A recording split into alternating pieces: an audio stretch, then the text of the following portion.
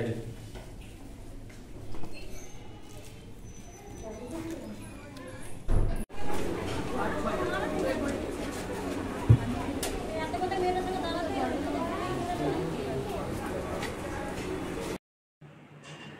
নমস্কার, আমি একটা বিশেষ ইস্যু নিয়ে এসেছি এখানে। আজকে রবীন্দ্রনগর পেট্রোল পাম্পের কাছে দিদি নাম্বার 1-এর অডিশন চলছে এবং এখানে আমার কাছে কিছু ভিডিও এসছে। ভোটারদেরকে তৃণমূলের জন্য ভোট চেয়ে দিদি নাম্বার 1-এর সুযোগ করে দেওয়ার ব্যবস্থার কথা বলা হচ্ছে। আপনারা ভেবে দেখুন, মানে তৃণমূল কতটা ফেক।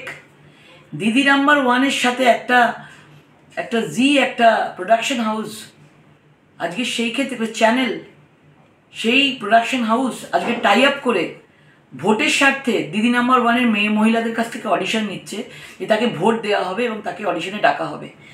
এত বড় জালিয়াতি হচ্ছে। আমি নির্বাচন কমিশনারকে জানাতে চাই যে এই বিষয়ে জি 24 ঘন্টার যেভাবে আজকে এইভাবে প্রোগ্রাম, যেভাবে দিদি নাম্বার 1-এর শুটিং করছে, এটা অবিলম্বে বন্ধ করা হোক। নির্বাচন কমিশন কেন এটা দেখছে না?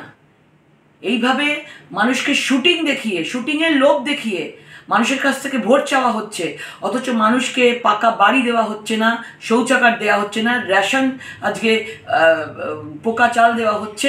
আজকে মায়ের কোল থেকে বাচ্চা চলে যাচ্ছে, তখন কেউ দেখছে না। দিদি নাম্বার 1 থেকে ভোট দেওয়া হবে?